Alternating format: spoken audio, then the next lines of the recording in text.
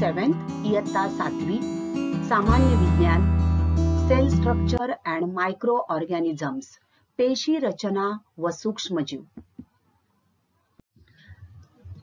In the last videos we have learned about cell organelles and cells. To observe these cells, the compound microscope and electron microscope is used. Now, microorganisms which cannot be seen with our eyes, but they can only be observed under a microscope, and therefore they are known as microorganisms. सूक्ष्मजीव हे पाहण्यासाठी सूक्ष्मदर्शकाचा वापर करावा लागतो. साध्या डोळ्यांनी आपल्याला ते दिसू शकत नाही. हे सूक्ष्मजीव हवा, पाणी, माती, अन्नपदार्थ, कचरा याचबरोबर वनस्पती, प्राणी आणि मानवी शरीर अशा सर्व ठिकाणी आपल्याला आढळून येतात. काही सूक्ष्मजीव हे मृत प्राणी, मृत वनस्पती यांच्या अवशेषांवर जगतात. त्यांच्यातून अन्न घेऊन ते आपलं पोषण करतात. Now all these microorganisms which are present all around us in the air, water, soil, food, etc. and even in the plants and animals including humans as well as on the dead bodies of animals. Now there are different types of these microorganisms, that is virus, bacteria, algae, fungi, protozoa, etc. विषाणू, जीवाणू, शैवाल, कवके आदी जीव हे या सूक्ष्मजीवांचे वेगवेगळे प्रकार आहेत. Out of these, some microorganisms are useful, whereas some are harmful for us. And in the last video, we have learned about useful microorganisms. With the help of these useful microorganisms, fermentation is done, and this fermentation means the chemical process of conversion of one type of carbon compound into another type of carbon compound by the help of or with the help of this microorganism is called fermentation. In making idli or bread or formation of acetic acid, citric acid, these useful microorganisms are used. तर सूक्ष्मजीवांच्या या क्रियेमुळे किण्वन ही प्रक्रिया केली जाते आणि किण्वन प्रक्रियेने तयार केलेले हे पदार्थ आपल्या शरीरासाठी उपयुक्त असतात. Now dear students, sometimes when you are ill, the doctor prescribes you some capsules or injections of medicines like penicillin, streptomycin, etc. These types of medicines destroy the pathogens and retard their growth. विशिष्ट प्रकारची औषध जेव्हा आपण आजारी पडतो आणि डॉक्टरकडे गेल्यानंतर डॉक्टर आपल्याला विशिष्ट प्रकारची जी औषधं देतात, त्यामुळे आपल्या शरीरातील रोगजंतूंचा नाश त्या औषधांमुळे होतो. तसंच त्या रोगजंतूंची वाढही थांबवली जाते. अशा औषधांना प्रतिजैविके असे म्हणतात. These medicines which destroy the pathogens and retard their growth, they are called as antibiotics. Now diseases like tuberculosis, typhoid, cholera, etc. These are treated with these antibiotics. Some specific microorganisms are there. With the help of these microorganisms, these antibiotics are made. So, विशिष्ट जातीच्या या सूक्ष्मजीवांपासून ही प्रतिजैविके बनवली जातात. This is a penicillium, and with the help of this penicillium, antibiotic penicillin is produced or is prepared. The word antibiotic means against life, and therefore these antibiotics help us to destroy the pathogens in our body and cure us. So against life means against life of these pathogens, these antibiotics work. See here, this is fungi penicillium and with the help of this fungi penicillium एक प्रकारचं कवक आहे आणि त्याच्यापासून penicillin हे antibiotic बनवलं जातं. आता ही प्रतिजैविके आपण घेतो. Antibiotics we are using for curing certain diseases, but they can be harmful if they use without consulting a doctor. प्रतिजैविके ही क्षय म्हणजेच टीबी, टायफॉइड यासारख्या रोगांवर मात करण्यासाठी असली तरी सुद्धा ती डॉक्टरांच्या सल्ल्याशिवाय घेणे अपायकारक असते. Now antibiotics do not treat viral infections like cold and flu. Remember, cold, flu यासारख्या औषधांसाठी antibiotics उपयोगी पडत नाहीत. तर बॅक्टेरिया जे आहेत या बॅक्टेरियामुळे होणारे जे रोग आहेत त्यांच्यावर मात करण्यासाठी मोठ्या प्रमाणावर ही अँटीबायोटिक्स वापरली जातात. तसेच हे अँटीबायोटिक्सचे जे डोस आहेत ते सुद्धा डॉक्टरांच्या सल्ल्यानुसार पूर्ण करणं अत्यंत आवश्यक आहे. ते जर मध्येच सोडले तर त्यामुळे आपल्या शरीरामध्ये अजून इन्फेक्शन वाढण्याची शक्यता असते. And therefore, we should not take any medicines on our own to treat any ailments, and also we have to complete the dose whatever is prescribed by our doctor. So without antibiotics, antibodies don't work for illness caused by viruses. बघा, व्हायरसमुळे झालेले रोग जे आहेत ते treat करण्यासाठी यांचा उपयोग होत नाही. त्याचबरोबर always sick the advice of a qualified health care professional before taking any antibiotics. डॉक्टरांच्या सल्ल्यानुसारच अँटीबायोटिक्स प्रतिजैविक घेणं आवश्यक आहे. डॉक्टरांच्या सल्ल्याशिवाय ही औषधे आपण स्वतः घेऊ नयेत. तर पूर्वी असाध्य असणारे क्षय, टायफॉइड, कॉलरा असे अनेक रोग आता या प्रतिजैविकांमुळे आटोक्यात आलेले आहेत. Diseases like typhoid, tuberculosis, cholera etcetera which were previously considered as incurable disease, but they are now come under control because of these antibiotics. Okay, but remember again, we have to complete their doses as prescribed by our doctor. Typhoid vaccine हे आहे, tuberculosis औषध antibiotics. त्याचबरोबर पाळीव प्राण्यांच्या अन्नात सुद्धा ही antibiotics मिसळून त्यांनाही रोगांपासून संरक्षण देता येते. Domestic animals also can be protected from various diseases by giving them antibiotics with their food. Similarly, plant diseases can also be controlled with the help of these antibiotics. आता ही जी अँटीबायोटिक्स आहेत ही आपण आजारी पडल्यानंतर घेण्यासाठी प्रतिजैविक आपण वापरतो. परंतु अगोदरच आपल्या शरीरात रोगप्रतिकार क्षमता वाढवणारी एखादी लस प्रयोगशाळेमध्ये सूक्ष्मजीवांच्या मदतीने तयार करता येते हे शास्त्रज्ञांनी शोधून काढलं आणि अशा प्रकारे प्रयोगशाळेमध्ये त्या विशिष्ट प्रकारच्या रोगाचे जंतू आणि ते घेऊन आपल्या शरीरात त्या विशिष्ट प्रकारच्या जंतू आपल्या शरीरात या लसीमार्फत दिले जातात आणि त्यामुळे त्या विशिष्ट रोगजंतू विरुद्ध लढण्यासाठी आपल्या शरीरात तशा प्रकारची एक प्रतिकार क्षमता तयार केली जाते.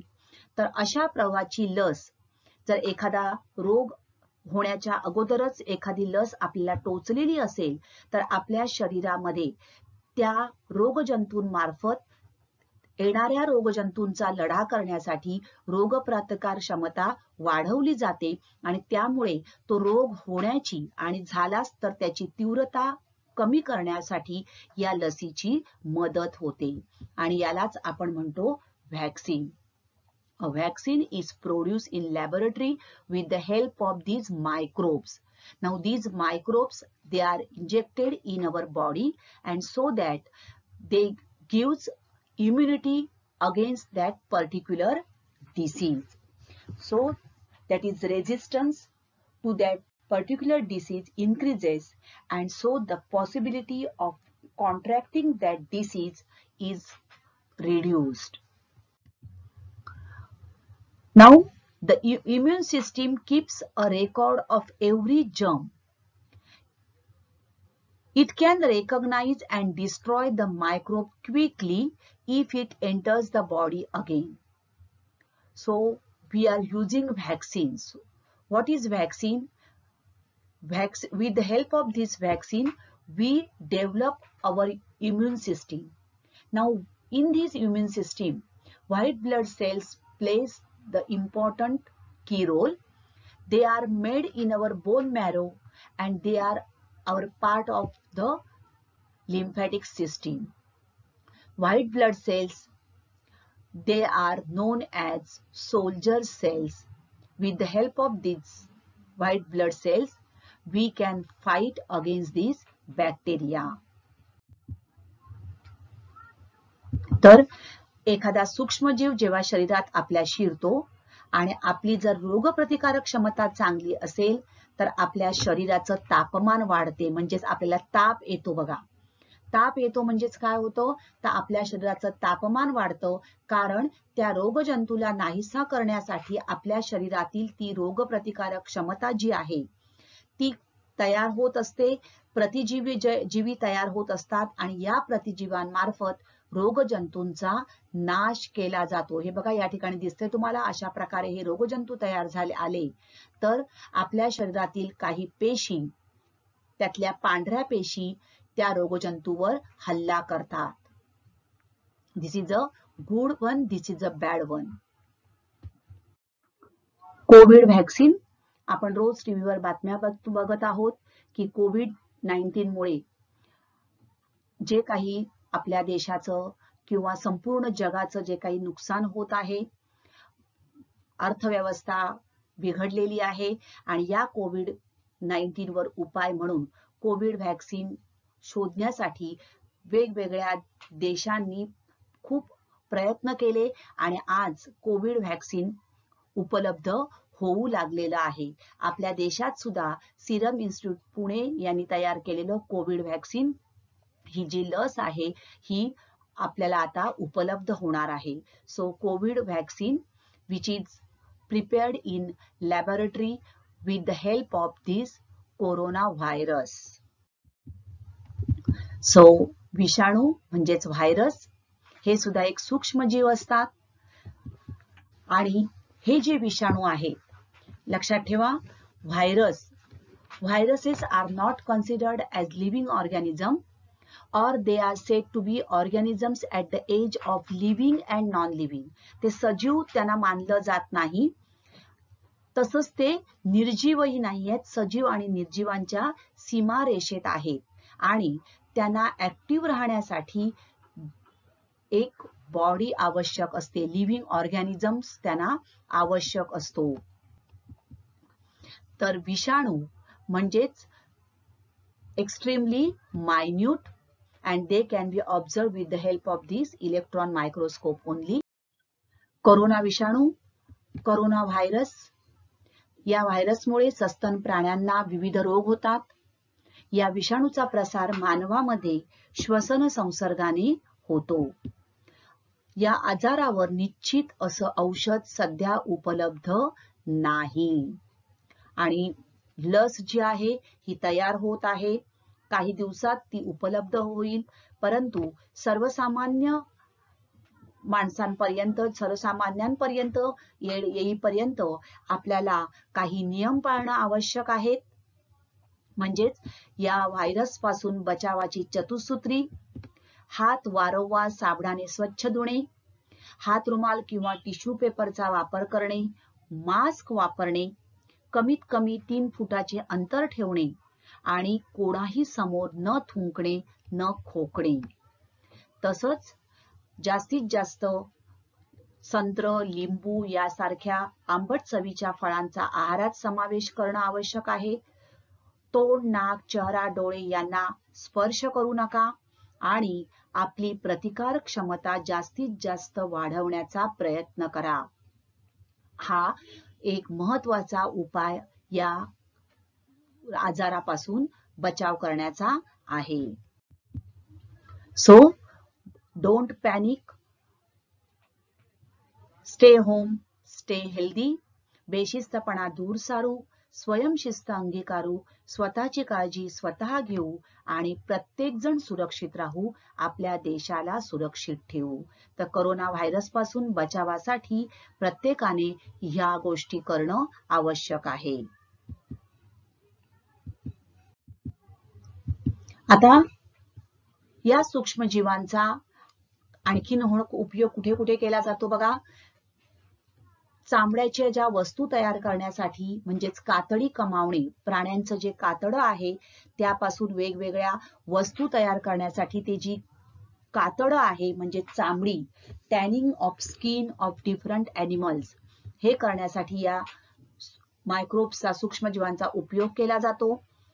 धागे तयार करण्यासाठी, घायपात या वनस्पतींपासून धागे मिळवण्यासाठी त्याचं जे काही प्रोसेसिंग आहे त्या प्रोसेसिंगसाठी सुद्धा या मायक्रोब्सचा, या सूक्ष्मजीवांचा उपयोग केला जातो. Processes like tanning of skin, production of ropes and strings from agave, these some specific microbes are used. तर काही सूक्ष्मजीव जे आहेत या ठिकाणी दिसते पण the marine bacterium Alcanivorax feeds on oil. समुद्र सी वॉटर आहे आणि त्यावर वाढणारे हे सूक्ष्मजीव आहेत, म्हणजे तेलावर वाढतात. तर समुद्रामध्ये जेव्हा तेल गळती होते त्यावेळेला तेल गळतीमुळे जो तेलाचा तवंग आलेला असतो त्यामुळे समुद्रामध्ये असणारे इतर जे जलचर आहेत त्यांना त्रास होण्याची शक्यता असते आणि अशा वेळेला या सूक्ष्मजीवांच्या सहाय्याने तेलाचा तवंग काढून पाणी स्वच्छ केले जाते आणि यासाठी या स्पेसिफिक विशिष्ट प्रकारच्या मायक्रोब्सचा, सूक्ष्मजीवांचा उपयोग केला जातो. Some microbes are used to clear a layer of oil floating on the surface of an ocean. Oil eating bacteria cleaning up BP's oil spill. हे बघा, these are the oil eating bacteria, म्हणजे ते तेलावर वाढतात आणि अशा सूक्ष्मजीवांच्या सहाय्याने समुद्राच्या पाण्यावर जो तेलाचा तवंग आलेला असतो तो काढण्यासाठी या सूक्ष्मजीवांचा उपयोग केला जातो. To clear an oil slick, some specific microbes are used. Now these bacteria can function well in breaking down crude oil. त्याचबरोबर शेतातील पालापाचोळा, कचरा, घरातील ओला कचरा, आपण आज बघतो ओला कचरा सुका कचरा वेगळा ठेवण्यात येतोय. तर हा ओला कचरा एकत्र करून बायोगॅस संयंत्राच्या माध्यमातून एक उत्कृष्ट अशा प्रकारचं खत तयार करण्यासाठी या सूक्ष्मजीवांचा उपयोग केला जातो. खत निर्मिती सुद्धा याने करता येते. तर विशिष्ट प्रकारचे बायोकल्चर्स वापरले जातात, मायक्रो ऑर्गॅनिझम्स वापरले जातात आणि या मायक्रो ऑर्गॅनिझमच्या सहाय्याने एक उत्कृष्ट प्रकारचं कंपोस्ट म्हणजेच जैविक खत तयार करता येतं. So farm waste, human urine, wet garbage etcetera is collected and used in biogas plant to produce biogas and fertilizers. Bioculture म्हणून बाजारात आपल्याला एक औषधही मिळतं. हे बायोकल्चर सुद्धा आपण अशा प्रकारे या ओल्या कचऱ्यावर टाकून त्याच्यापासून सुद्धा उत्कृष्ट प्रकारचं खत तयार करू शकतो, जेणेकरून हा जो कचरा मोठ्या प्रमाणावर डम्पिंग ग्राउंडवर तयार होत आहे तो कमी करण्यासाठी अशा प्रकारे आज वेगवेगळ्या शहरांमध्ये, मोठमोठ्या सोसायट्यांमध्ये कंपोस्ट खताचे असे प्लान किंवा प्रोजेक्ट उभारले जात आहेत आणि त्याच्या सहाय्याने मोठ्या प्रमाणावर खत तयार केलं जातं आणि या खताच्या सहाय्याने उत्कृष्ट असं सेंद्रिय अन्न किंवा सेंद्रिय शेती आपण करू शकतो. So, dear students, this is all about useful microorganisms. In our next video, we will learn about harmful microorganisms and how to control these microorganisms. Thank you.